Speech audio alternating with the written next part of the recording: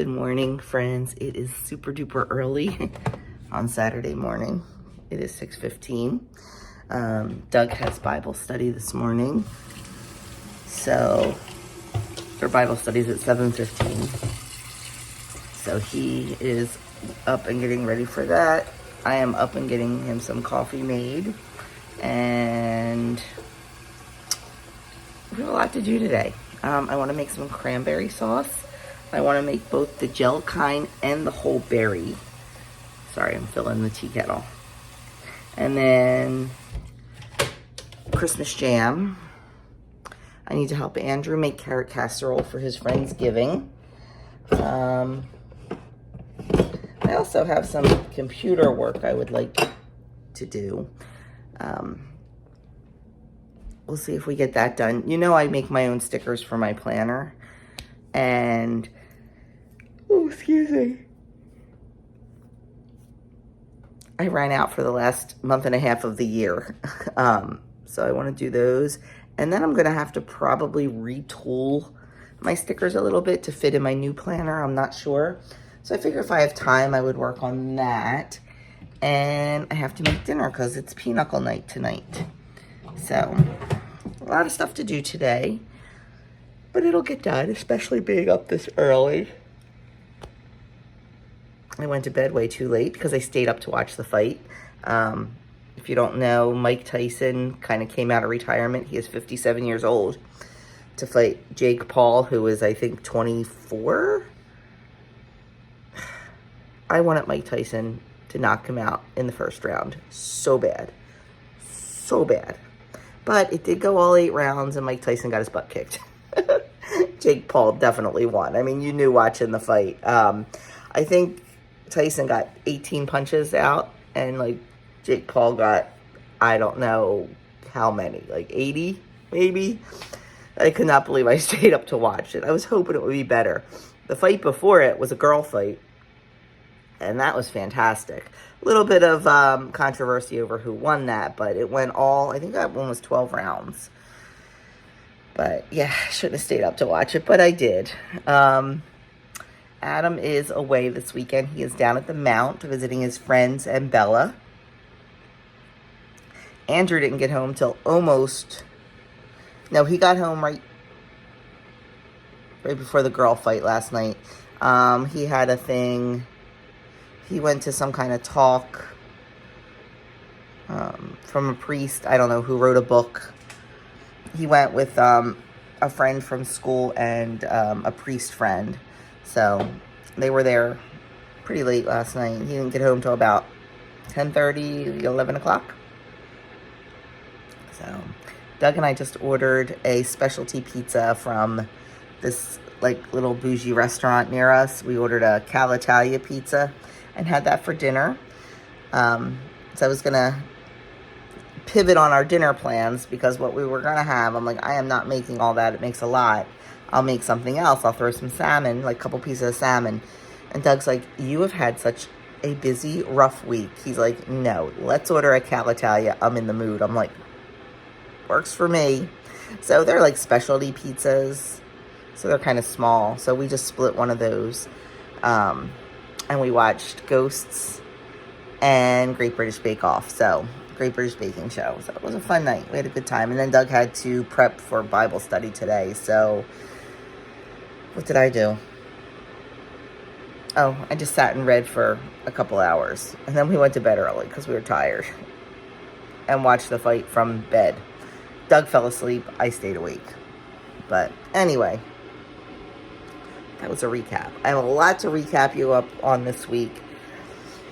I want to give you Doug updates. I want to give you my updates with my allergist and my thyroid. So I'll do that in a little bit. I need to get some tea in me. I need to get Dougie's coffee made so he can get on going. And I am going to shower and wash my hair before I do anything today. I just want to get myself completely ready for the day. And then that way I will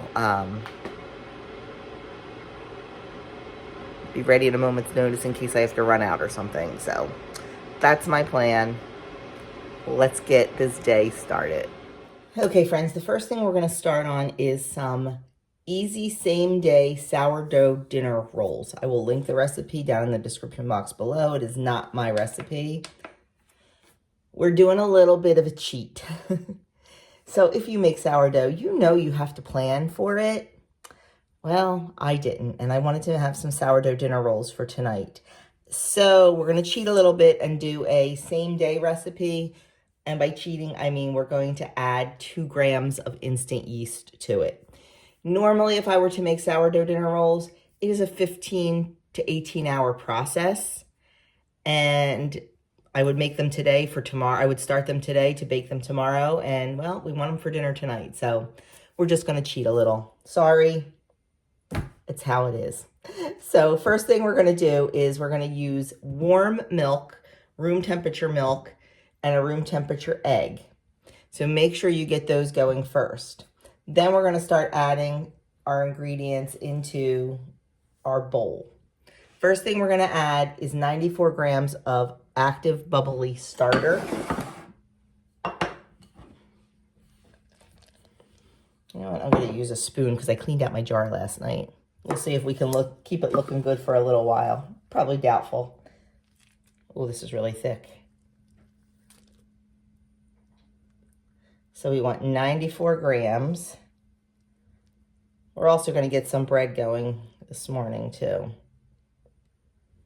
95, close enough for me. And to that, we're going to add 1 egg.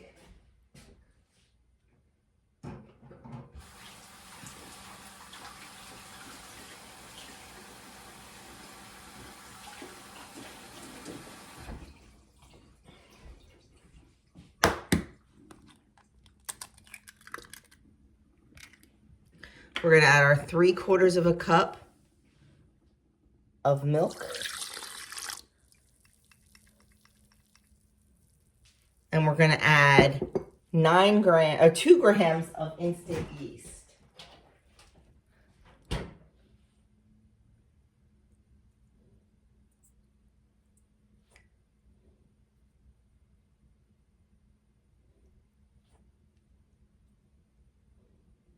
There we go. 2 grams of instant yeast. And then we're going to add 19 grams of sugar. Now this recipe calls to add the salt in right now. I'm going to wait until after I put the flour in, just because I was always taught not to do the salt and the yeast together because it can actually kill the yeast. So we're going to wait on the salt. I just have to remember to put it in. Okay, so we've got everything in there that we need except our salt. We're going to put this on the mixer with the dough hook attachment, and we're going to mix it until it's well combined.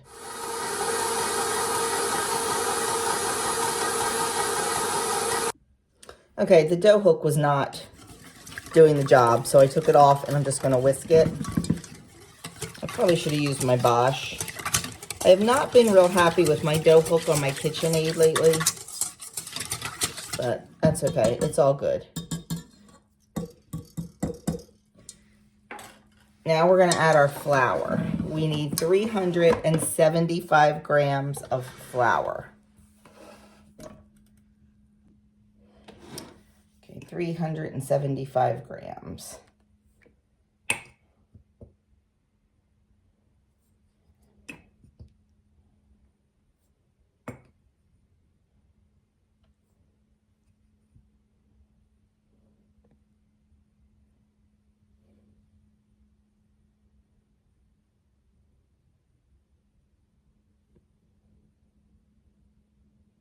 There we go.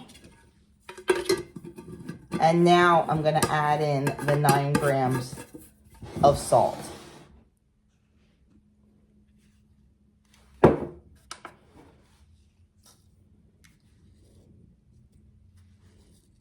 If you need to make some quick dinner rolls and you do not have sourdough, you're not a sourdough person, I have a recipe on my website. It is fantastic. It is for quick rolls, and you can make them into either sandwich rolls, hearty dinner rolls, or petite dinner rolls. I use it all the time. This time I just kind of wanted to mix it up a little bit with some sourdough. But that recipe is fantastic, and I'll try to remember to link that below as well.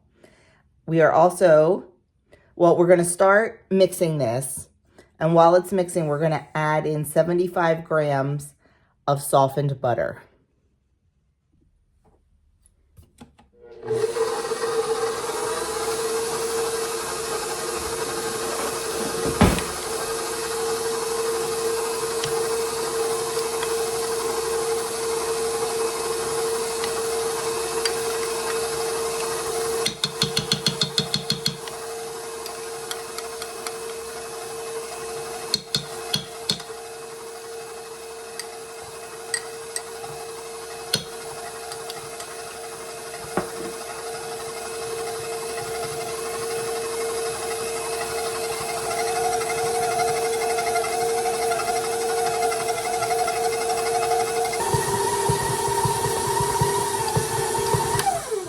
Okay, that is done. Looking good. Let's see if it passes the window pane test. It's breaking a little bit. It could probably go a couple more minutes. Okay, long enough, good enough. So we're just gonna transfer this to a greased bowl. We're gonna let it bulk ferment for about an hour and a half. And if you want to strengthen the dough, this is optional. You can do some stretch and folds every half an hour. If I remember, I will. That's a nice dough. So we're just gonna put this in a nice warm place. And for me, that's gonna be in my oven. So I do not have, my oven's kind of old. I do not have a proofing setting on my oven. So what I like to do to proof my bread is I like to preheat my oven. I turn it on to 200 degrees and set a timer for 1 minute and 30 seconds. As soon as that 1 minute and 30 seconds is up, I turn the oven off. It just creates, it never gets to 200. It doesn't even get past like whatever I think it's 100 is the set. It just warms it a little bit and gives it just enough warmth to make a nice little proofing oven. So that is what I do. So I'm gonna do that. I'm gonna cover this loosely with a towel and get this in the oven for about an hour and a half. While I have everything out, I'm going to make a couple loaves of just regular sourdough bowls. I'm going to just do it right in this bowl. I'm not even going to wash it. It has all the same ingredients in it. So we're going to just dump in 60 grams of sourdough starter. Whoop.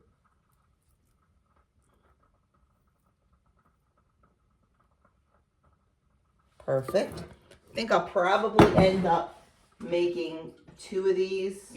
I'm not sure if my sister-in-law needs one or not. So, probably do 2. And if she doesn't need it, I'm sure I can give it away to someone. To that, we're going to add 350 grams of filtered water.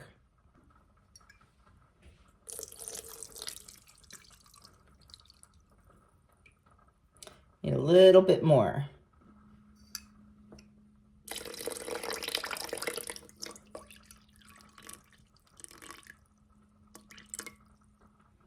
Perfect, 350 grams of water.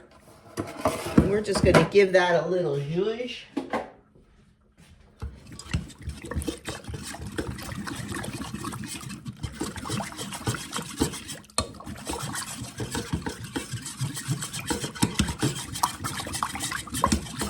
And then we're gonna add in 500 grams of flour.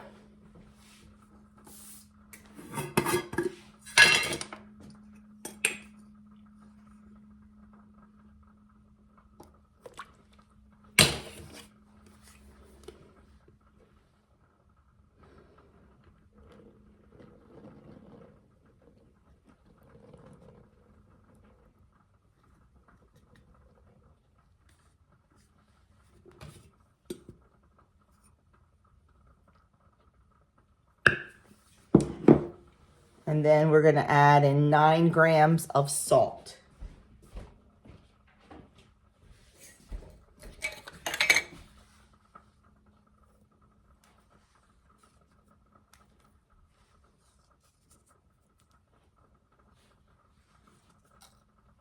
There we go.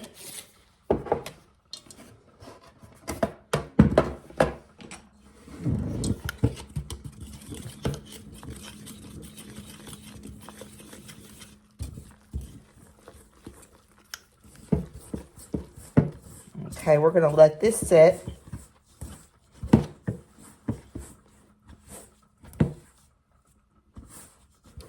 for about 40 minutes.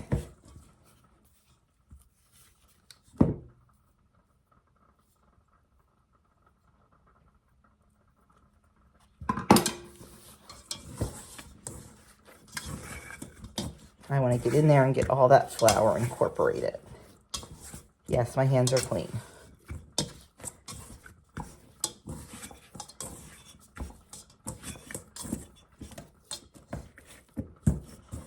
Okay, I'm gonna get a clean, damp tea towel and just put that over, and we're gonna let it rest for 30 to 45 minutes before we go on to the next step with that.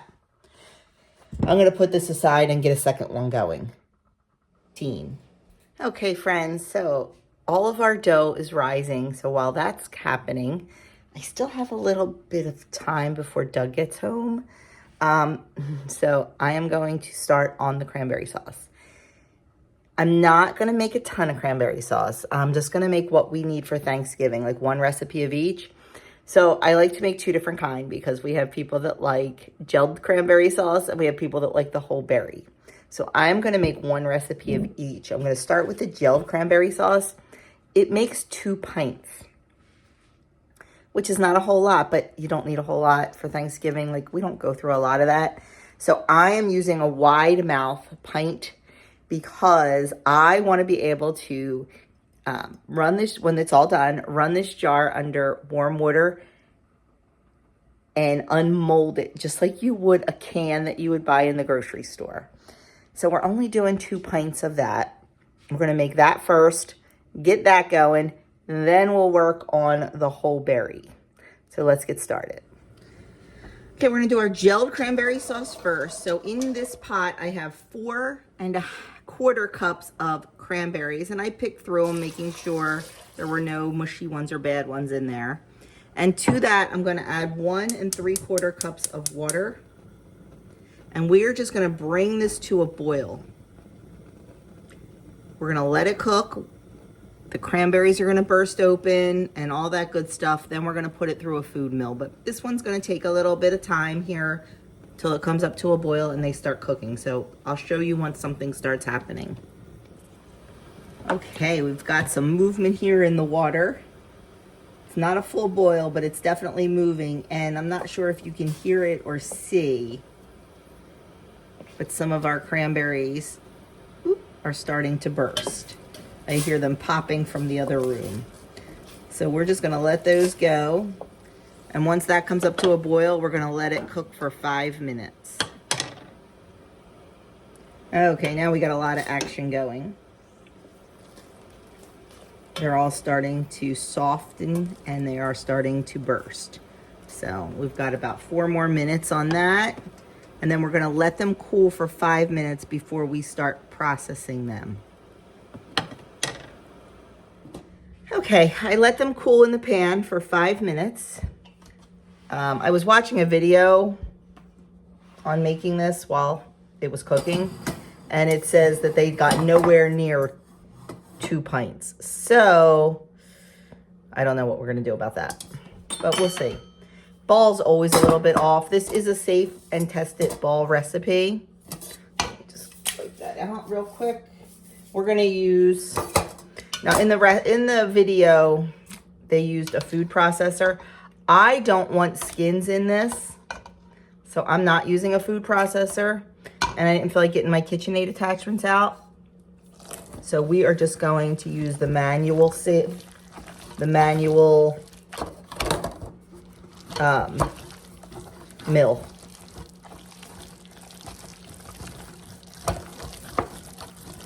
and do it that way. But I can definitely see where we're not going to get enough here. I may have to make another batch of this.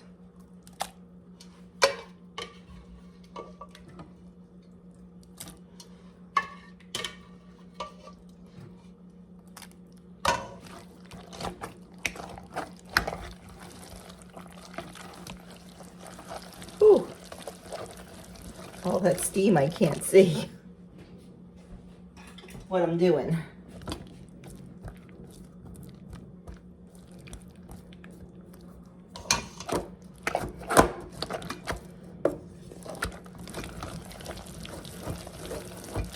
So I'm just gonna, you don't have to sit here and watch me do this. I'm just gonna sit here and continue to puree our cranberries.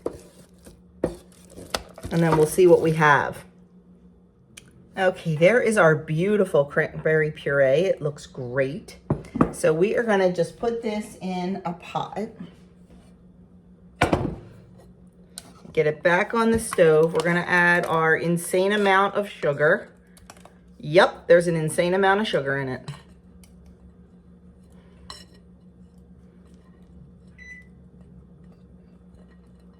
And I'm okay with that. It's a holiday. Okay, we're going to add 2 cups of sugar, and then we're going to bring it to a hard boil. Okay, we have our puree back on the stove, and I'm gonna add in our 2 cups of sugar and stir that in until the sugar dissolves.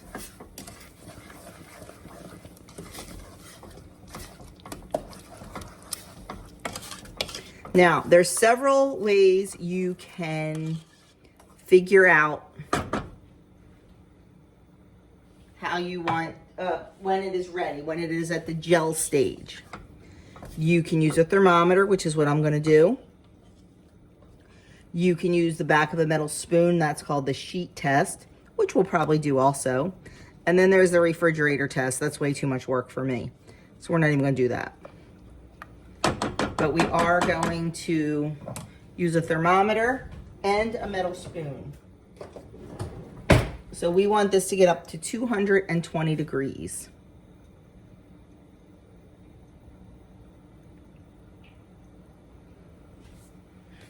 So we're gonna let that go.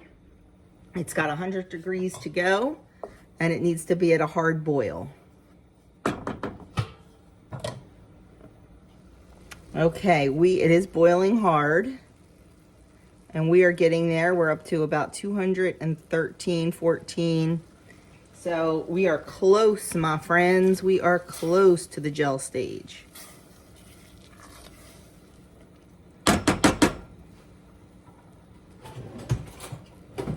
So with the spoon, you dip the spoon in and then you tip it. That's still not ready. When it's at the gel stage, it'll come off in a sheet, not a sauce. So we're just gonna have to just be patient. And does this seem like a lot of work? Yes, it does. It's not hard, it's just, you know, a lot of steps for not a lot of yield. But I started spoiling my family by making this a couple years ago, and now they won't eat anything else. Nothing out of the can. So for me, it's a labor of love. But you know what? If you don't love this, don't do it. Don't stress yourself out. I cannot stress that enough. Do not stress yourself out. Your Thanksgiving will be wonderful whether you have homemade cranberry sauce or canned cranberry sauce. And you know what? Nobody's judging you. And if they do, well, I'm not going to say it, but okay, that's still not where it's supposed to be, but the temperature is right. You know, only making this once a year, you kind of forget.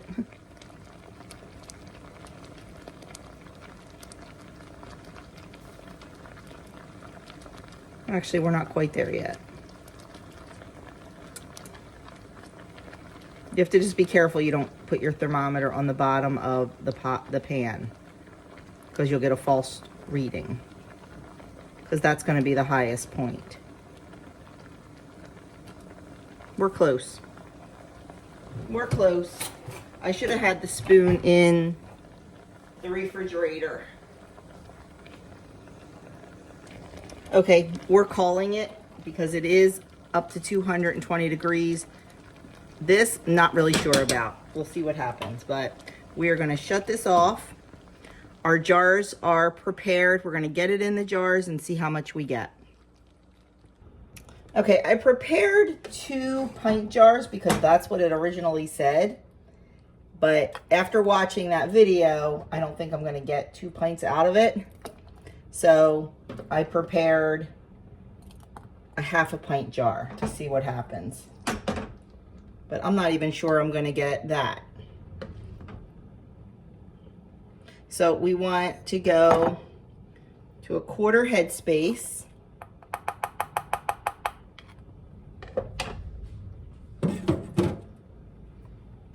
We're going to debubble our jar, of course. And a little bit more in there, just a tad.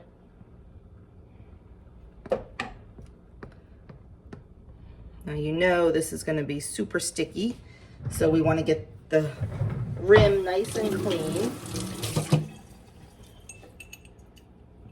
because we want a good seal on this.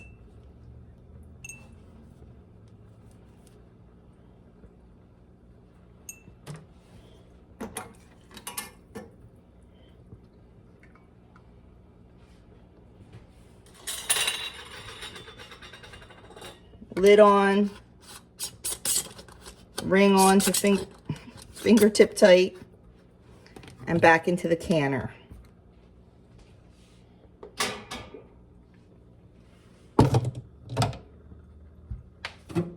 Let's see what we can get here.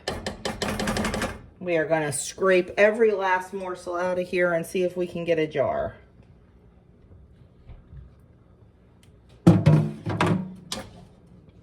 Excuse my arm. Ooh, it's hot.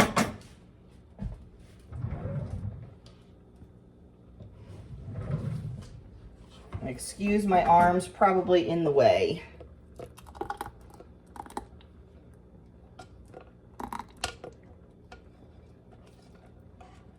Oh yeah, we got it. We got it.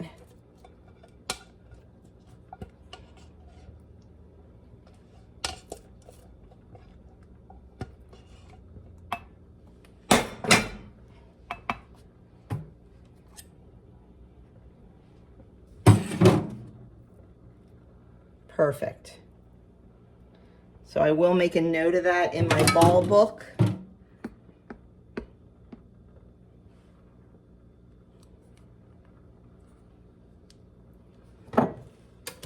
We're going to get that cleaned, get a lid and a band on.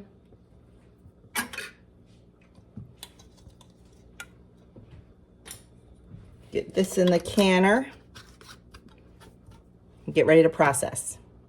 So it does not matter if you're doing pints or half pints. It is still a 15-minute processing time. So I'm going to lower this in the water, turn up the heat, and we're going to process for 15 minutes. Okay, that's what we got out of all that work. So we're just going to let it sit, make sure it seals, and tomorrow we'll put it away. Okay, the rolls will be ready to shape in just a minute, but before we do that, we got some guys peeling carrots here. Why are we peeling carrots, Andrew? Because I have a Friendsgiving at 3 o'clock today, and it is a potluck, and I volunteered to bring carrot casserole, one of my favorite Thanksgiving dishes, so I want to share it with everybody else. So, Doug just got in from Bible study and Mass, so he jumped in to start helping Andrew peel the carrots, and we're going to get that going. They can work on that while we get these rolls shaped. Okay, our dough is done, and it looks absolutely beautiful. It really didn't rise very much. It's got me a little concerned, but we'll see what happens. So now we just need to get the scale and weigh it out, and then divide it into 15. Okay, so we need to make little balls that are 52 grams, because that is too big. You've seen me make rolls a million times. I'll do one, because even though these are a different recipe and they're sourdough, it's still the same. Take it, form it into a nice little ball, create some tension. This is a super, super soft dough, super soft. And then I like to go on the counter just to make a beautiful little ball. We're going to place it into a 9 by 13 dish, 3 across and 5 down. And I do have this baking dish greased. So we're going to, keep hitting the buttons here. We're going to keep going with these while Andrew is still working on his carrots. And the cranberry sauce is still going there. Still going in the canner. Lots going on today in the Rise and Shine kitchen. But it's what I love, and I wouldn't have it any other way.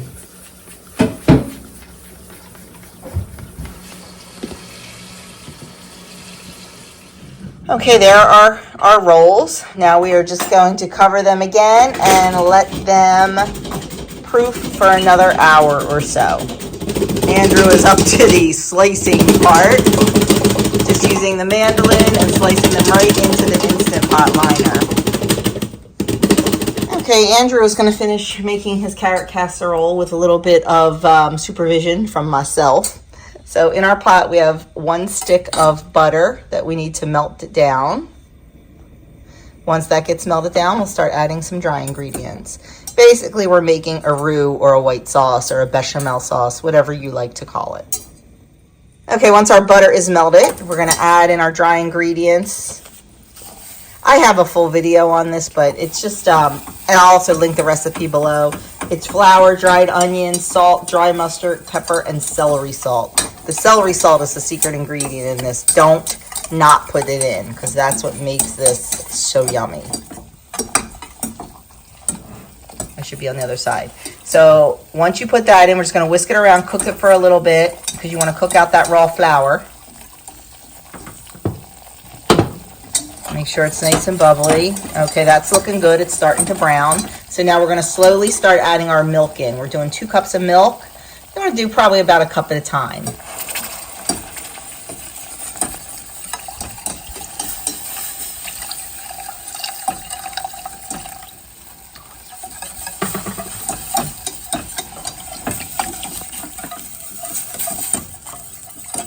I didn't give Andrew the best measuring cup here.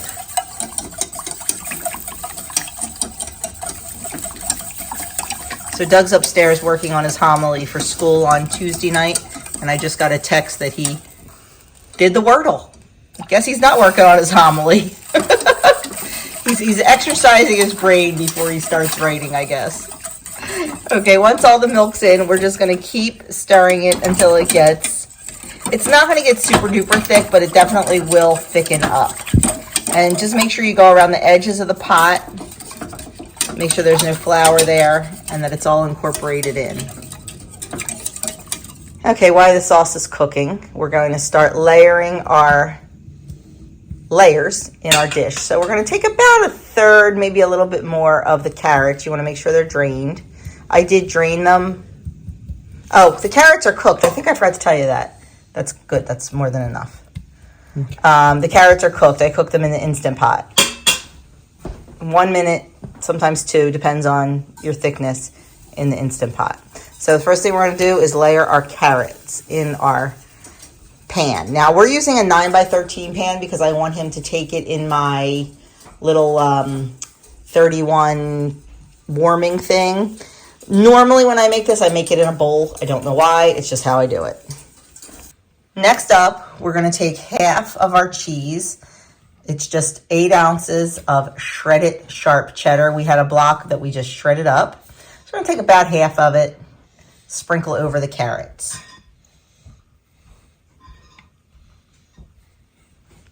I called you out on video, Mr. Doug. How's that? because you were up there writing your homily, and I'm getting alerts that you're doing the mini and the wordle and all that. Okay, that's about it. I had a bathroom break.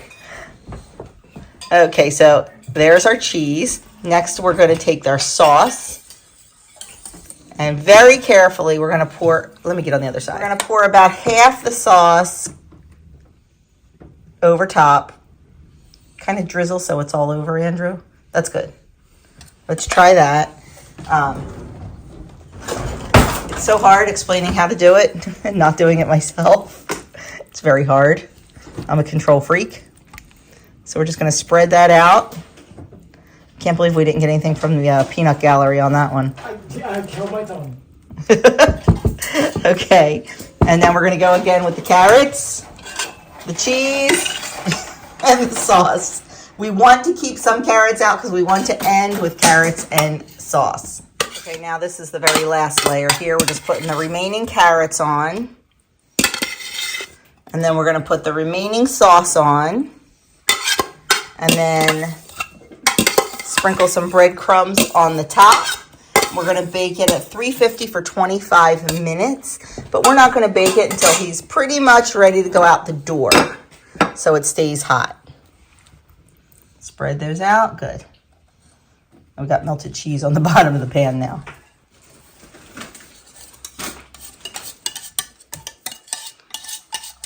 No matter where I am, I should have gone on the other side of the wall like Doug does. My family films much better than I do. Well, you're the one that's usually behind the camera. In front of the camera. You know what I mean.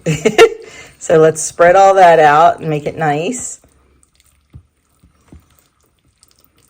Don't forget that little corner up here. Spread it out a little bit. Good. Okay. Just a big chunk there. Kind of make it as even as you can, Andrew.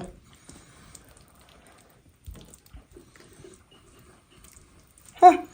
Andrew's getting good at this. I guess Andrew's going to be making it for Thanksgiving this year. I got butter to make. Andrew has butter to make. Okay, now we're just going to take some breadcrumbs. These are my homemade, I think, sourdough breadcrumbs.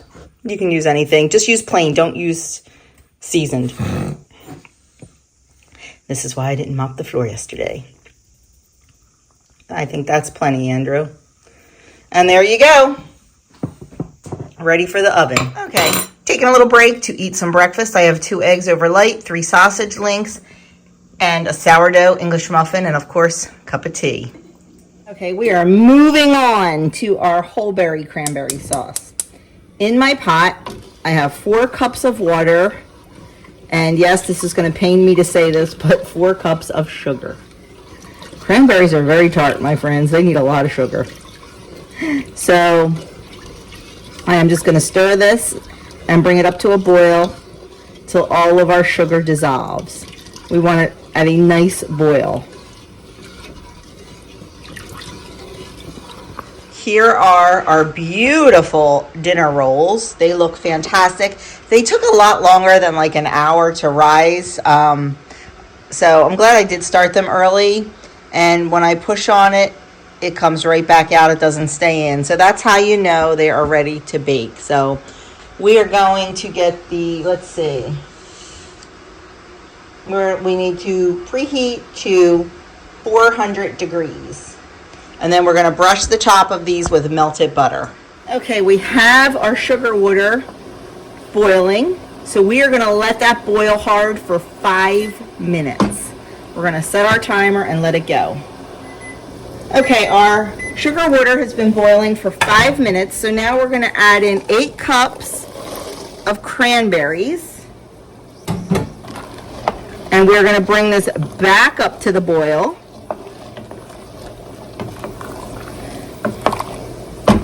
Once this starts boiling, we're going to turn it down and let it gently boil for 15 minutes until these cranberries start popping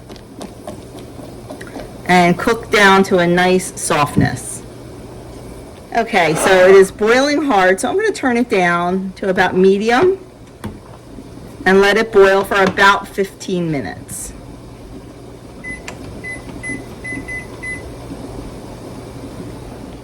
Okay, this is almost done, so I am going to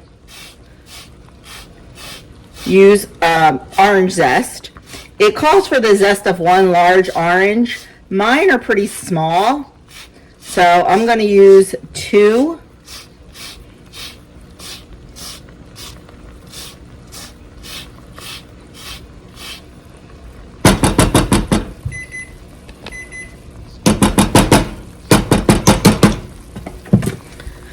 Okay, we're just going to stir the orange zest in. That gives it a beautiful flavor. And then we're just going to get our jars ready and get this canned up. Okay, we're going to do it exactly the same way we've done it before. We're going to ladle it into our jars.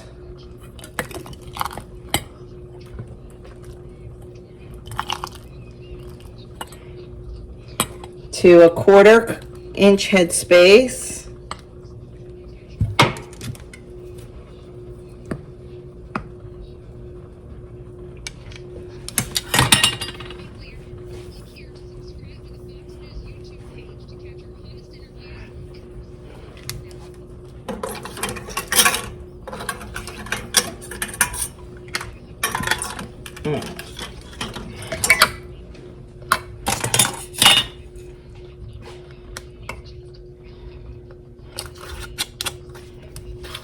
Whew, hot. Okay, and we're going to get that back in. And these are going to be processed exactly like the gelled for 15 minutes. And both pints and half pints need 15 minutes. That is why I am comfortable mixing the 2 sizes of jars into the canner.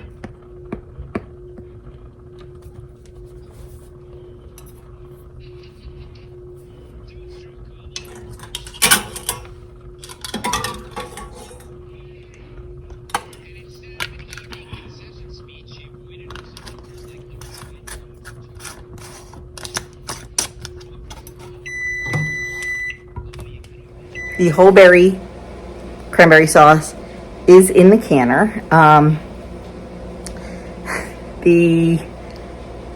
was going to start making some Christmas jam, but I think that's going to wait until tomorrow because, well, we'll see because now Andrew wants to take some dinner rolls. He saw my beautiful sourdough dinner rolls, which I need to show you. And he wants to take dinner rolls to his Friendsgiving tonight. So we don't have time to make these because they take too long, but we do have time to make my quick 1-hour dinner rolls. So that's what we're doing. So you've seen me make these a million times. I'm not going to film it because we need to go really quick here, and it takes twice as long when you film. So you've seen me do them before, and I think I even have a video I could link for you. So I'll be back when we get these done and I move on to my next task. I forgot to show you, these turned out really, really beautiful. They're nice and soft. I'm going to take them out of the pan, I think, and let them cool, but they really came out beautiful. So definitely a good recipe if you're a sourdough person. I will link it down in the description box below. My 2 bowls are just kind of proofing, sitting, whatever. They'll stay there until, I don't know, tonight at some point. I'll jump up during pinochle. Actually, maybe even before we start. But they'll get baked tonight at some point. Okay, we are making a double batch of the quick dinner rolls because Andrew was afraid a single batch wouldn't be quite enough. Good morning, my friends. It is Sunday now. It was a busy day yesterday. Did not expect it to be that busy. The throwing in of the dinner rolls for Andrew made us a little bit busy, and then I had to get dinner started for pinochle last night. You will see that dinner in a separate video. A month or so, 2 months ago, I filmed a 5 nights of dinner video, and you guys really, really liked it. And I've been wanting to do it since, and sometimes I'm in just such a rush I forget to pick up the camera. So I've been really good about picking up the camera these last couple days and just filming dinner. So that part of the video will be in a separate video. Does that make sense? Hope so. But anyway, We are on our way to church. It is dark 0:30 in the morning. Doug was scheduled for the 5 o'clock last night and the 7:30 this morning. So he has to be there by 7. And I am one of the readers this morning. I'm the second lector this morning. So I am going over my reading as we go. It's pretty easy. It's really short, actually, but it's a letter from Paul. So, like I said before, if you're Bible people, you know when it's a letter from Paul. Sometimes you have to put your own punctuation in for it to make sense. True? So after church, I have to stop at the grocery store because we are going to my nephew's birthday party today. And I offered to take caprese skewers. So I have to get the stuff for it because I don't normally have that kind of stuff in the house. And I would have liked to have made mozzarella for it yesterday, but there was just no time because I found out pretty late that I was doing this. It's just fine. It's all good. Played Pinochle last night. We played 5 games. Mary and I won 3. Joey and Doug won 2. Some of them were highly contested, let me tell you. Yes, especially the last one.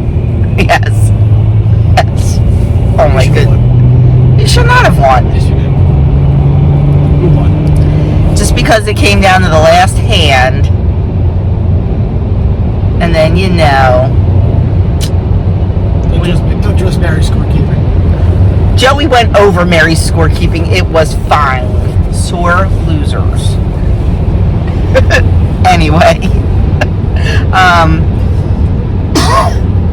Lots of updates for you. So, you know what? On our way to church, let's do the updates.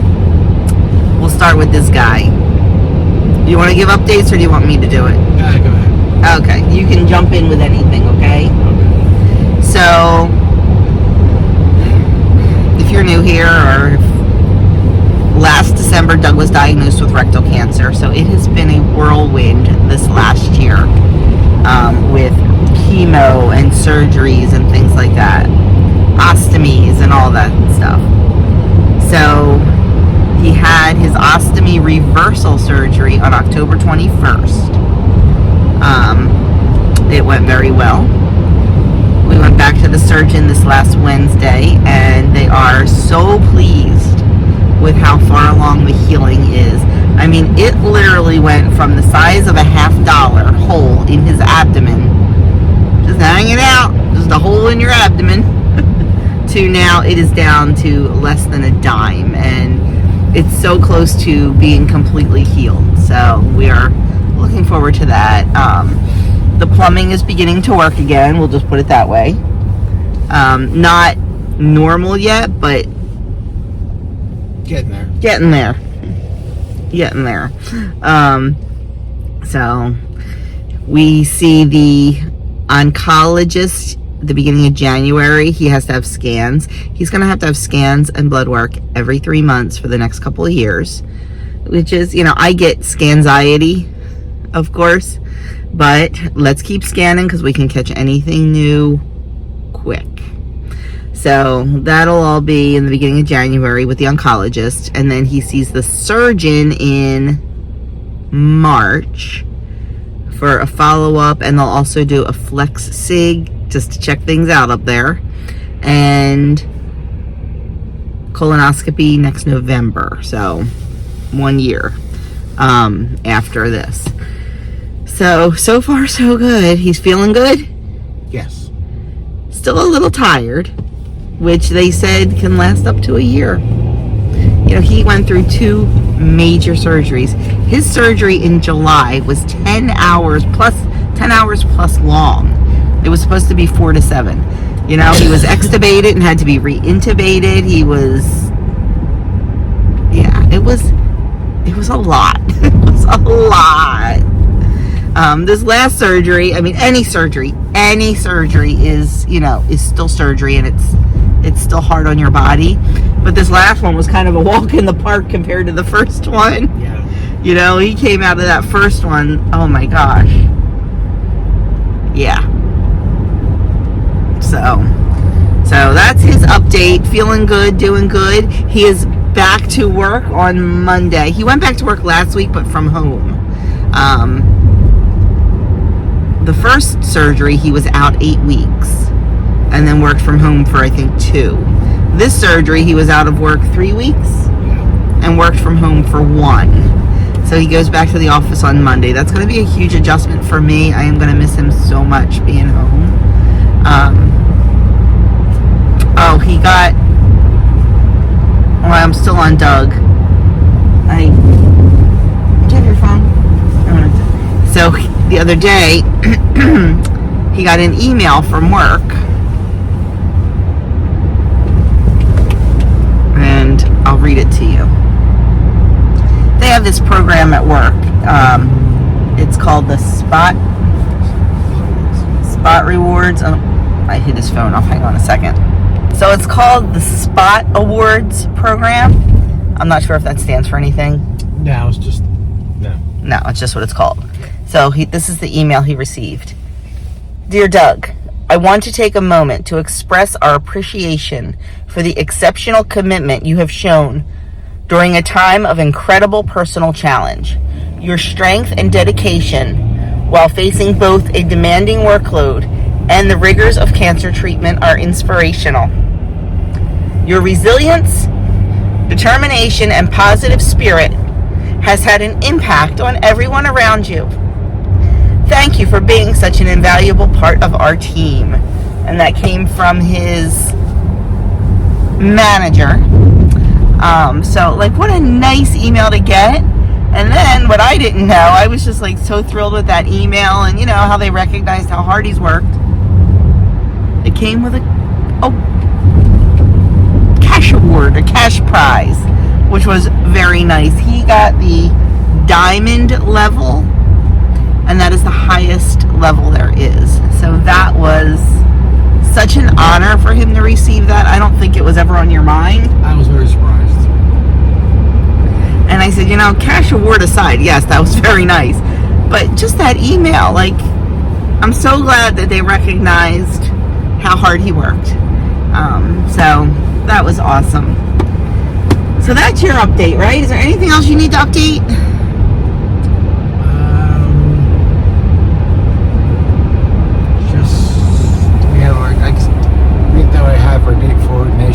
Oh yeah, that's right. I'm not sure if I told you that.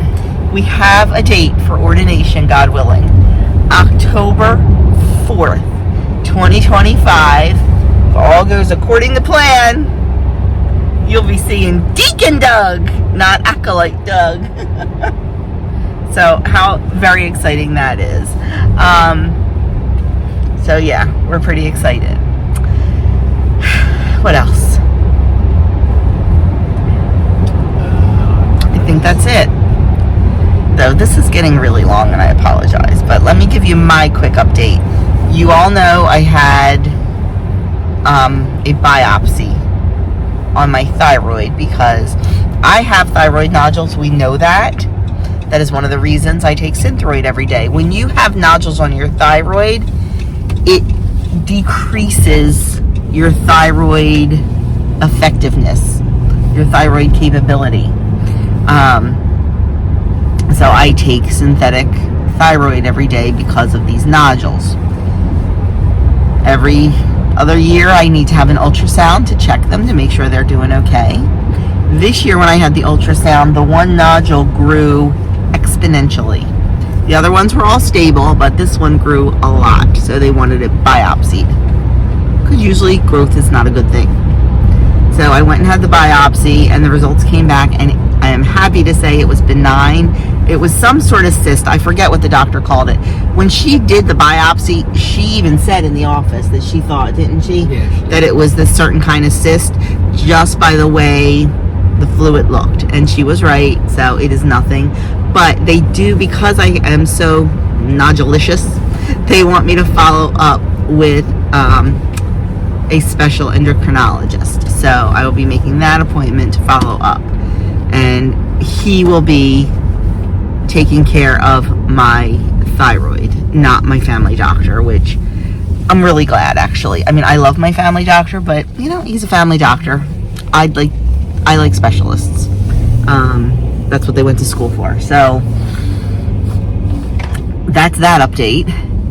Now, the exciting update. As you all know, I went to the allergist. You know I've got weird things. It has been 25 years. No. Really longer. No, 23, I think. Since I've been full-on allergy tested. Went to the allergist a couple weeks ago, and they did a full-on allergy testing. I was poked 58 times on my back and 20 times on my arms and tested for everything you can think of. And it's funny. I reacted positive for severe spring allergies, birch and trees and things like that. I never have a problem. I don't have any symptoms of that. I reacted very strongly for cats and dogs. Once again, don't react. I do react to certain cats, but every cat is different. It's their dander, not necessarily just cat. And I reacted positive for tree nuts. If you know me, guys, you know I eat nuts every single day. I eat tree nuts every single day. So the allergist said, keep doing what I'm doing. Do not change anything. You know, if I feel I need to have allergy medicine or whatever, he does want me to carry an EpiPen just in case, God forbid, something ever changes and I need to, you know, I need an EpiPen. So I do have, and I've always carried an EpiPen, so I still do. The things that I react to, all the fruits, I tested negative for except cherries. So, long story short, because we're at church, it's what they call oral allergy syndrome. And we have to go into church, but I will explain more when we get out. Okay, so where did we leave off? Oral allergy syndrome. So it happens, there's certain fruits that correspond with certain other allergies. And when you are allergic to birch, which I am, that's a spring allergy, a lot of times you have the reaction with the apples and the plums and the nectarines and the peaches and all that. So they think that's what it developed into and not necessarily a true allergy. So that's good because more than likely I will not be anaphylactic. So after we did all the skin tests, he wanted me to have blood work done. So I did go and I had blood work done. I had tests for several different foods, plus another test. I forget what it's called now. My number for that was excellent. So he really feels that I am not allergic to these foods. So I had two choices. I could either schedule for January or February to go in the office for 6 hours to do a food challenge, or I could do a food challenge on my own at home. I know that sounds scary. My allergist is a very, very conservative doctor when it comes to treating. He likes to err on the side of caution. He likes to be very cautious. He felt that with my negative skin tests and my negative blood tests, that I would be fine if I was comfortable doing the the food challenge at home. He said, if your blood test was positive, if your other blood test was not perfect like it was, I forget what that was called, I'll have to go back and look at the paper, and if your skin test wasn't negative, he said, I would not want you to do it at home. He said, but I am confident for you to do this at home if you are comfortable. He said, you just have Benadryl and your EpiPen with you. So I'm like, heck yeah, we'll do it at home. I'm not wasting 6 hours in the doctor's office. So he said what to do is start with banana or apple, which either one I want to. So I started with apple. Take a small bite, leave it in my mouth. Don't chew it, don't swallow it. He said I could chew it a little, swish it around in my mouth a little bit, and just hold it in my mouth for 3 to 5 minutes. of course, if I start having any type of reaction, spit it out, rinse my mouth out, take Benadryl. He was 99.99% positive I was not going to be anaphylactic. So he said, and after, that 3 to 5 minutes, if you're not reacting, you're not going to react. So I did it. Freaked the kids out completely. Doug was pretty calm. I'm worried. Freaked the kids out because, of course, I did it in the middle of the day, and I sent them a picture of me biting into an apple, and they like freaked out back in text. It was really cute. But so you know how you can will yourself to think something? I kept thinking, is my mouth tingling? Is it tingling? I don't know. Is it tingling? So in the days since, I have taken more bites of apple. So far, so good. So then, once the 24 hours was clear, I did banana, and same thing. So I am feeling really good. I am feeling really confident and very hopeful that this is all behind me. I follow up again with him in May, so we'll see, friends. But yeah. Now, does that mean I'm going to go eat an apple every single day? Probably not.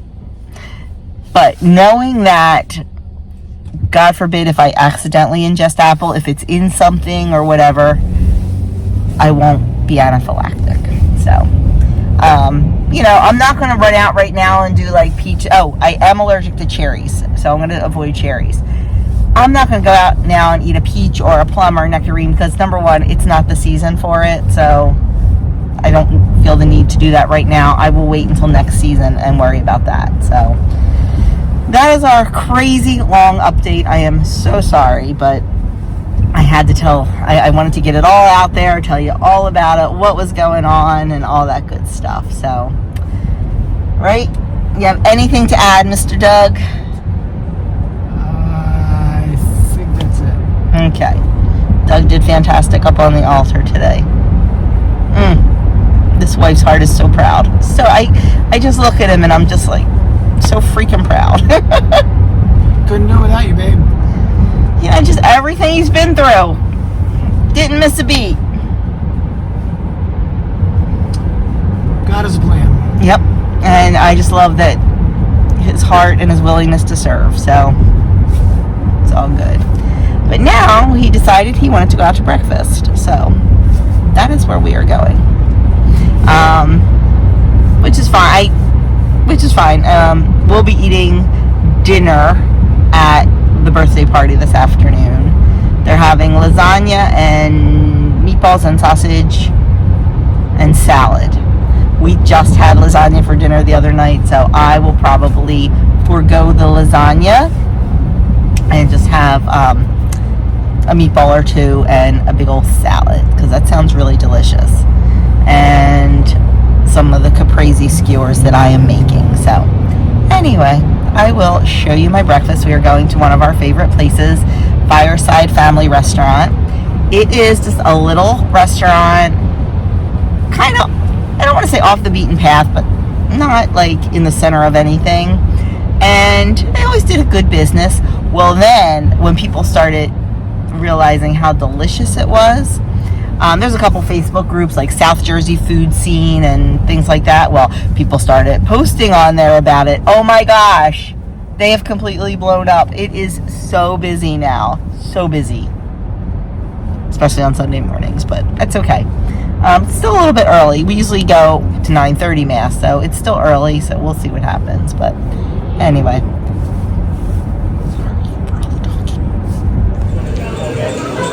Oh my, oh my, oh my. That breakfast was insane. It was so good. Did you enjoy yours? I did. Yes, and we had our favorite waiter. Oh my gosh, we love this guy. His name is Durston. He is just the best, and he looks just like my nephew. On the way home, we had to do a quick stop at Dollar Tree because somehow I ran out of birthday cards. You know, in January, I go to DT and I buy all my cards for the year. I must have used a couple extra. I didn't have cards. So, for my nephew's birthday today. I mean, I still have cards, but they're like all girl cards. So I don't know what I did. But anyway. I gave something to kids. Yeah, probably. I'll show you my Dollar Tree haul. I have a Dollar Tree haul. If you can count 2 things as a haul. So I actually, when I went in, I went right to the cards, but then I remembered I've seen so many people buy these candles. Kim, you've probably seen Kim's because she showed hers. They have a base with like a little like finger handle thing, and they come in 2 different colors, and they're the LED candle like to put in your windows and stuff. I love that look in the winter time. I love that glow of the candles, and I've never really been able to find any that are bright enough, seem good enough, and Kim really liked these ones from Dollar Tree, and so did a lot of other people. I have been stalking my Dollar Tree, and they haven't had them, but I did look. But I did pick up 2 things. One thing, I was looking specifically for, the other I wasn't. So with the babies, these babies are kind of small, but we always do, around Christmas, a Jammy Day, where we watch the Polar Express. Now I do have, a few older ones during the week once in a while. So just in case, I have that planned. And I bought the silver balls, because if you watch the Polar Express, you know the significance of this. Bells, silver bells. You know the significance. Like I make up little train tickets and all that. So picked those up because I needed those. And then I saw these and I thought these would be really good for the little ones to do. Even Hazy could paint this and make a little ornament. Like we can just put paint on it or glue on it and glitter it up. I know Gracie will love doing that, and so will Finn. So like I said, I think even Hayes can do that. So there's my Dollar Tree haul and 2 cards. Yeah, there's my haul. So we are almost home. We are gonna get these caprese skewers made. And I think I might run up in the attic and bring down some fall and winter clothes because I still haven't done that. Hence the reason I'm wearing Adam's jacket today. And I just need some long sleeve shirts. Okay, done our clothes. So now I'm going to quickly put together our contribution to the party. Just taking my skewers, popping on a mozzarella ball. And then I have my basil that I cleaned up, washed up, popping a piece of that on.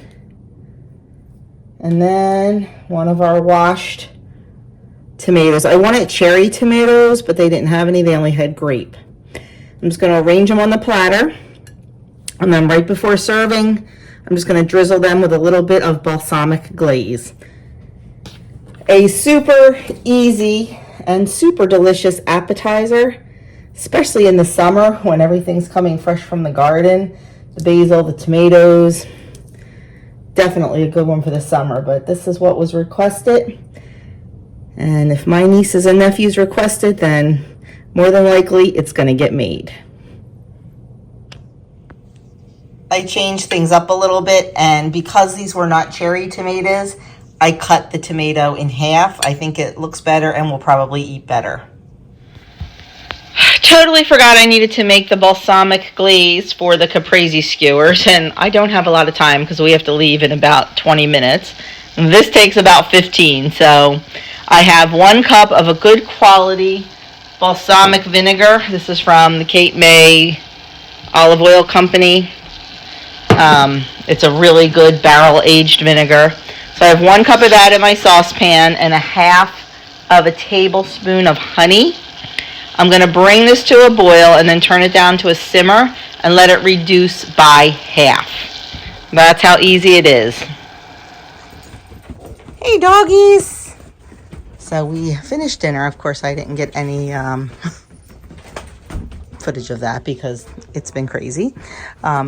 Wayne and Doug were having a good time building whatever this is. Having a very good time playing with their life-size erector set. My sister-in-law, everything's put to bed now, but I don't know if you can see right there where all the PVC is. She has a huge blueberry garden, huge, like 30, 40 some plants. And if you look back there, we got them into chickens last year. So she's got a bunch of girls too. So, and they're putting in a pool there. That's what that is for next summer. But anyway, we had a delicious, I wasn't hungry because we had breakfast, but they had lasagna and sausage and everything. So I had a half a piece of sausage, like 2 bites, and a little bit of salad. Now I'm going to enjoy a cup of tea. Right, Barbie? Happy birthday, dear Mason. Happy birthday to you.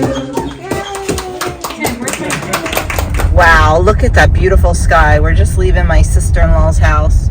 That's where the party was. And oh my goodness, it is just, the video is not doing it justice at all. It is gorgeous in person. Well, friends, we are home. We are in our jammies. Doug is working on a sermon, a homily for school. Adam and I sat and watched Crime Scene Kitchen. I do not agree with who was sent home. Nope, the other pair was so much worse. But I'm not a judge.